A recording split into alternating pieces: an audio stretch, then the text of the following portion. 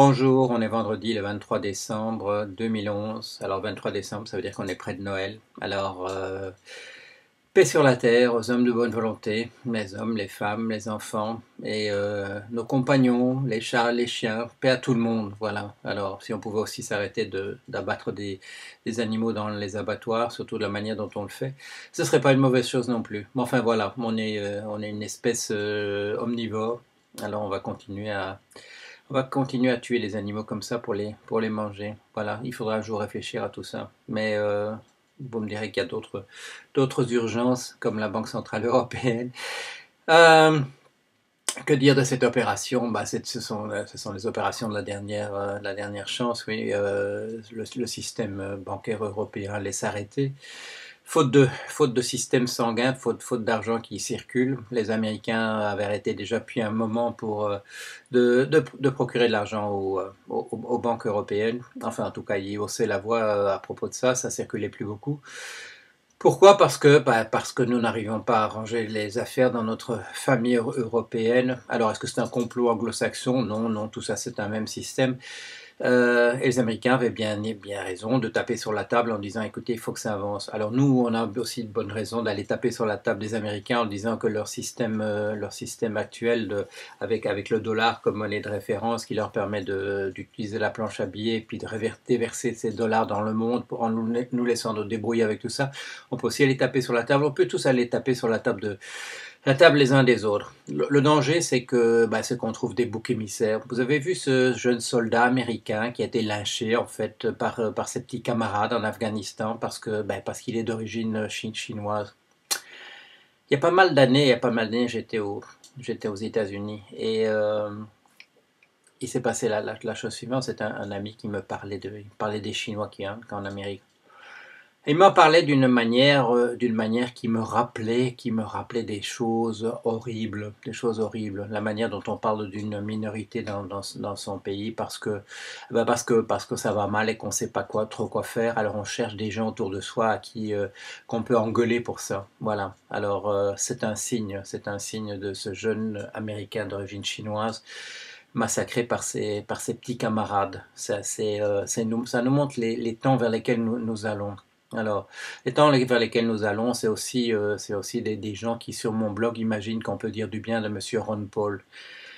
Alors, Monsieur Ron Paul, c'est un défenseur du libertarianisme. Alors, vous laissez pas avoir par le fait qu'il y a un mot qui ressemble à libertaire là-dedans. Libertaire, ça n'a rien à voir avec libertarianisme. Libertarianisme, c'est la méthode délibérée de reconstituer des aristocraties pas dans le bon sens du terme, c'est-à-dire simplement des élites qui pourront faire ce qu'elles voudront avec l'argent qu'elles ont et l'imposer au nom de la liberté, messieurs, dames, au nom de la liberté, imposer ce que leur argent leur permet de faire. Alors, il y a des gens qui défendent ce genre d'idées, ça vient de von Hayek, de von Mises, etc. C'est de l'extrême droite sous sa pire forme. Oui, c'est pas Hitler, oui, von Hayek, c'est pas Hitler.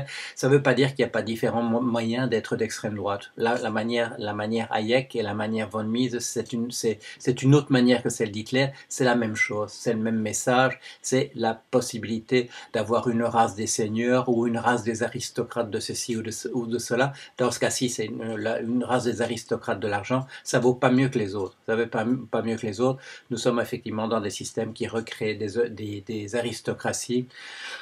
Il y a des gens qui objectent, par exemple, M. Stigler objecte le fait que j'utilise le mot aristocratie dans ce cas-là, mais vous savez, on a dit les aristocrates à la lanterne, alors je ne vais pas considérer que c'est un bon terme. Non, ce sont des gens qui se sont considérés eux-mêmes comme l'élite, qui se sont donné ce titre d'être une élite qu'il fallait respecter au nom du fait qu'ils possédaient la terre, parce que leurs ancêtres, avec des grands coups de Goudendack, avec des grands coups de masse d'armes, sont allés la prendre aux gens qui s'y trouvaient. Bon, alors, j'ai aucun respect pour ça. J'ai aucun respect pour les gens qui font des révolutions bourgeoises et qui, puis après, se mettent à la même place pour faire exactement la même chose que les gens qu'ils ont déboulonnés. Aucun respect pour ça. Bon.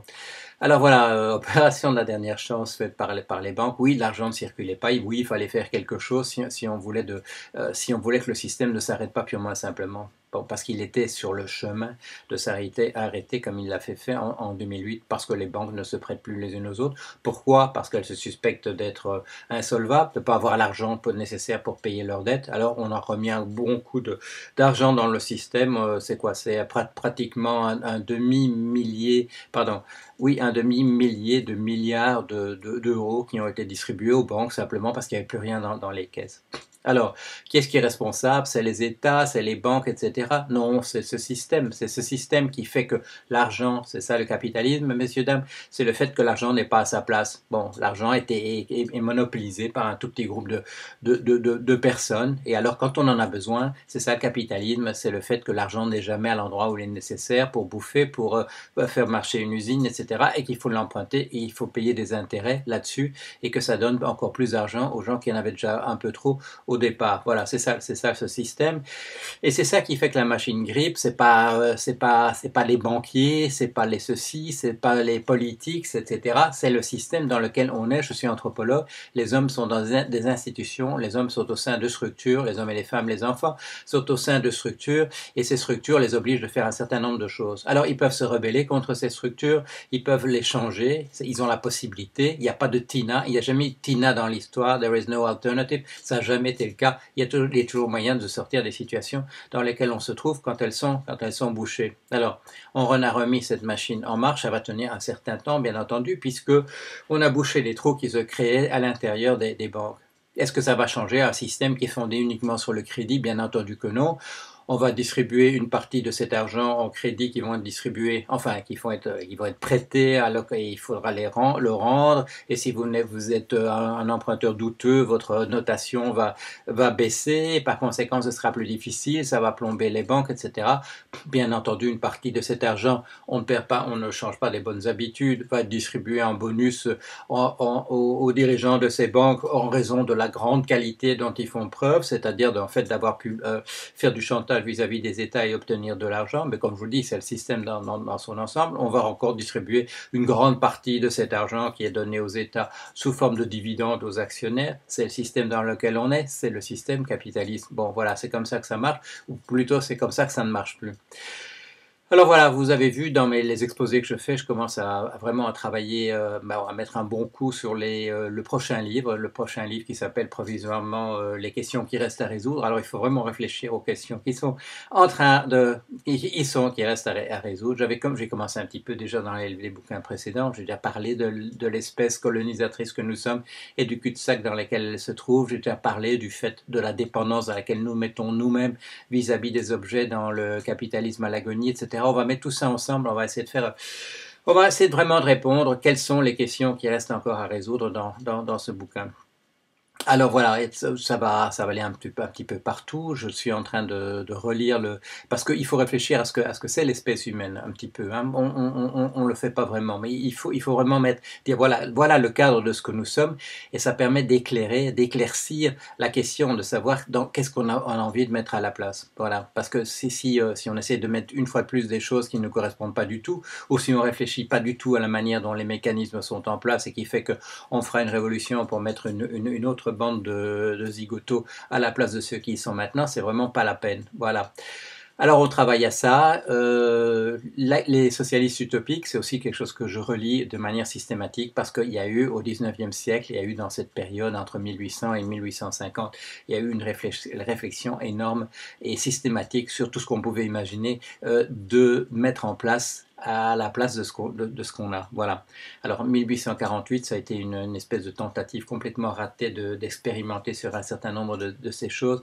Il faut revenir à ces idées-là. Ils ont fait un bon boulot. Quand je dis jusqu'en 1850, bien sûr, il y a des gens après, comme Karl Marx, comme Kropotkin, etc. Enfin, qu'ils étaient déjà là en 1848. Des gens qui ont réfléchi à ces questions-là. Il y a eu des gens au XXe siècle qui ont continué à réfléchir sur ces questions qui nous intéressent. Il y a des gens comme Camus qui ont fait des réflexions réflexions importantes. Il n'est pas le seul, il y a Orwell, etc. Tout ça, il faut y revenir, il faut mettre tout ça ensemble, il faut en faire une mayonnaise qui prenne. Voilà. Alors il y a du boulot, je sais que vous m'aidez sur le blog, je le vois tous les jours, mais une chose, ne vous laissez pas prendre dans des diversions de gens qui sont les ennemis, des gens à propos desquels on m'envoie des papiers en montrant que ce que Hayek et compagnie a proposé, c'est de mettre l'instinct de mort, comme l'appelait Freud, de le mettre sur un grand trône devant nous. Alors ça, il faut pas faire, il faut pas s'intéresser à des gens comme monsieur Ron Paul, il faut pas s'intéresser aux mouvements fascistes et fascisants dans les pays où on est, il faut pas leur faire de la publicité. Et voilà, il faut continuer sur les bonnes idées, sur les choses qui sont fondées sur la générosité, sur la solidarité, sur le fait qu'on n'est pas uniquement une espèce constituée de crapules et de bandits, et qu'on peut avancer aussi dans la bonne direction. Alors c'est à ça qu'il faut consacrer son énergie. On le fait sur le blog. Vous êtes tous là, on y va, on continue, et à bientôt.